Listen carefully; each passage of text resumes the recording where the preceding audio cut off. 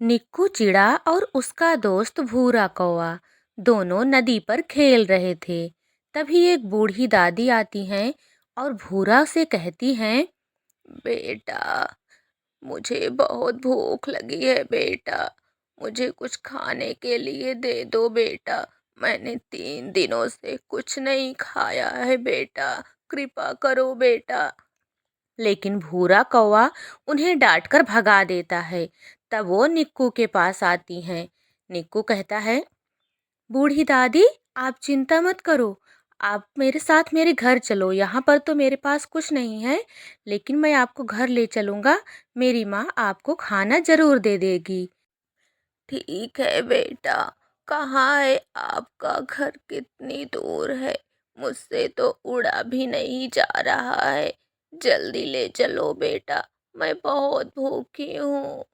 बहुत कमजोर हो गई हूँ मैं। चलिए दादी माँ, आपको देखकर मेरी माँ बहुत खुश होंगी। चलो बेटा, तुम्हारा भला हो।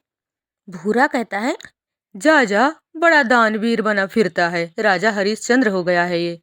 जाओ, मुझे तो अभी खेलना है नदी पे।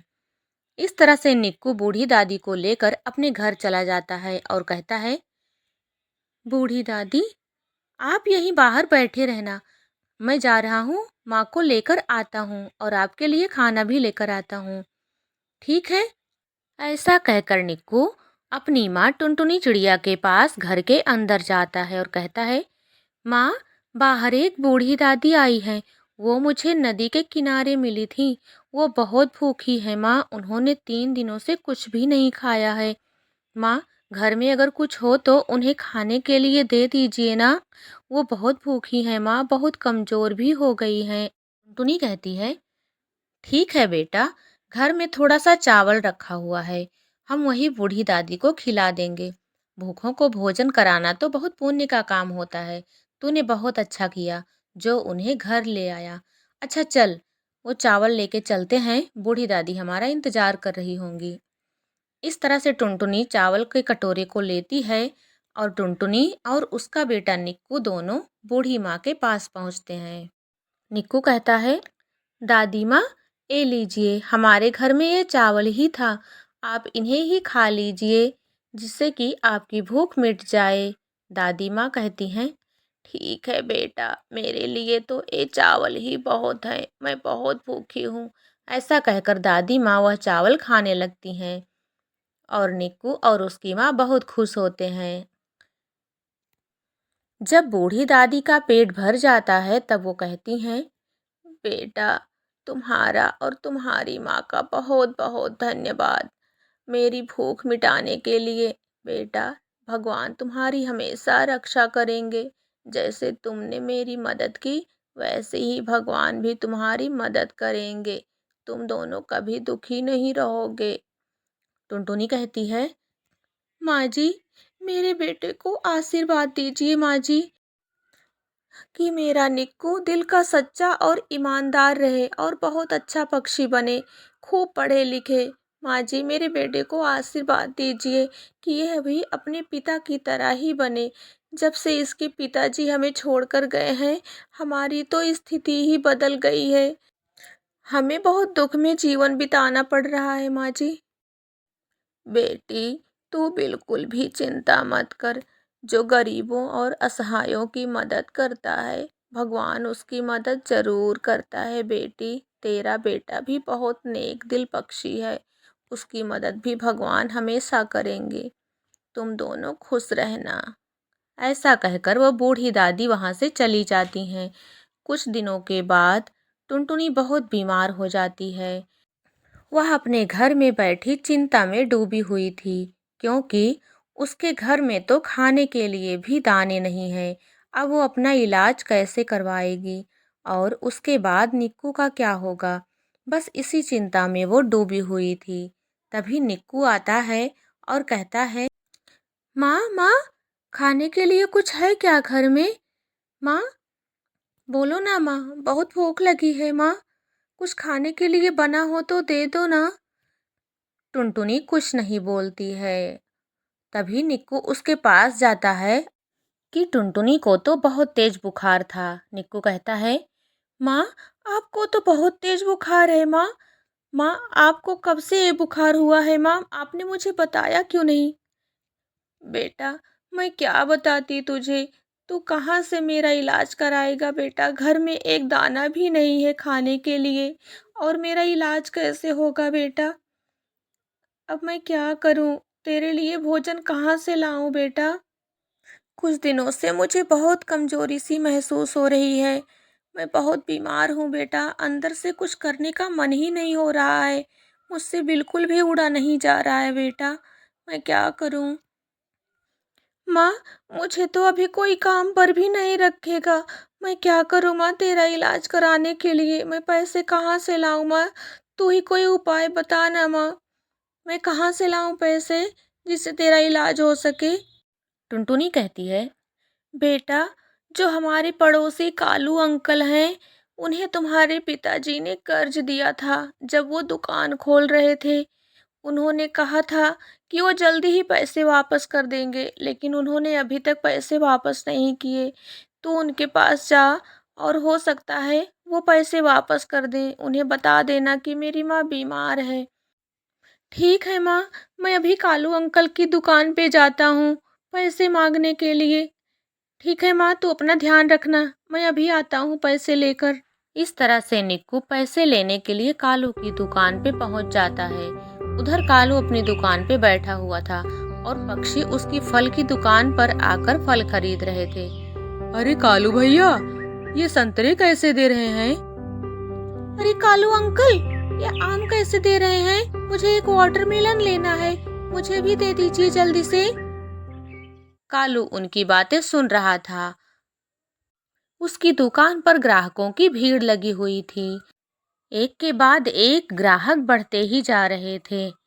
कालू कहता है, अरे भाई लोग, आप एक एक करके बोलो ना। सबकी बातें सुन रहा हूँ, सबको दे रहा हूँ। एक एक करके सामने आओ। तभी निक्कू भी आ जाता है। कालू कहता है, अरे बताओ निक्कू बेटा, तुम तो बहुत दिनों के बाद मेरी दुकान पे आए हो। क्या चाहिए बताओ, कौन सा फल दे दूं? निक्कू कहता है, कालू अंकल, मैं कोई फल खरीदने के लिए नहीं आया हूँ। मैं आपसे अपने पैसे मांगने के लिए आया हूँ, जो मेरे पिताजी ने आपको दिए थे। कालू अंकल, मुझे पैसों की बहुत ज़रूरत है। मेरी माँ बहुत बीमार है।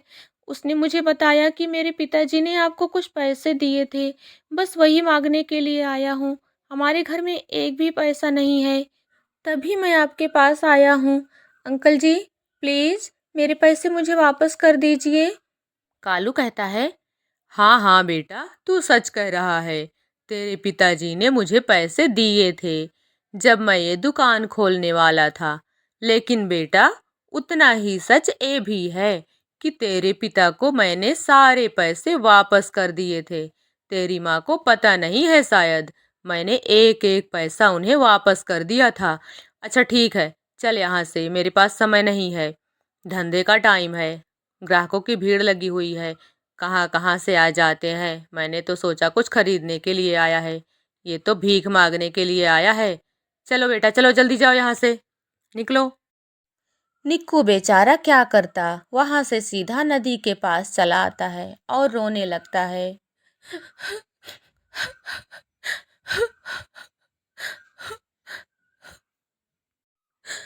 अब मैं क्या करूँगा? कालू अंकल ने तो पैसे देने से इनकार कर दिया। अब मैं मेरी माँ का इलाज कैसे कराऊँगा? हे भगवान, अब तो ही मेरी मदद कर। अब तेरे सिवा मेरा और कोई भी नहीं है। तभी उसके पास वही बूढ़ी दादी प्रकट हो जाती हैं और कहती हैं, निक्कू बेटा, निक्कू बेटा, इधर देखो। निक्कू देखता है तो वही बूढ़ी दादी उनके सामने थी। बेटा, क्या हुआ? तुझे कोई कष्ट है क्या बेटा? मुझे बताओ, क्या हुआ है? तब निक्कू उनसे सारी बातें कह देता है। बूढ़ी दादी, मेरी माँ बहुत बीमार है। मेरे घर में एक भी पैसा नहीं है और एक दाना भी नहीं है खाने के लिए। ना तो मैं उन्हें कुछ खिला सकता हूँ और ना उनका इलाज करवा सकता हूँ। मैं क्या करूँ बूढ़ी दादी? आप ही बताइए ना। बेटा, तुम बिल्कुल भी चिंता मत करो बेटा। तुम तो बहुत अच्छे पक्षी हो ना। तुम्हारी माँ भी कितनी दयालु पक्षी है, हमेशा सबकी मदद करती रहती है। तुम्हारा कभी कोई अहित नहीं हो सकता बेटा। ये लो, ये पोटली लो। बस समझ लो कि भगवान ने मुझे तुम्हारी मदद करने के लिए ही भेजा है। ये पोटली ले जाकर अपने घर में अपनी माँ के सामने ही खोलना। ठीक है बेटा, तुम्हारे सारे कष्ट दूर हो जाएंगे। इतना कहकर बूढ़ी दादी वहाँ से चली जाती हैं और निक्कू वो पोटली लेकर अपने घर को निकल पड़ता है। इधर टुनटुनी बिस्तर में लेटी हुई थी, अपने बेटे का इंतजार कर रही थी। तभी निक्कू वह पोटली लेकर वहाँ पर आ जाता है और कहता है, माँ, माँ उठो ना माँ, देखो मैं क्या लेके आया हूँ माँ, उठो माँ। टुनटुनी उठकर बैठ जाती है। तब निक्कू बताता है, माँ, नदी पे मुझे बूढ़ी दादी मिली थी और उन्होंने मुझे एक पोटली दी है माँ।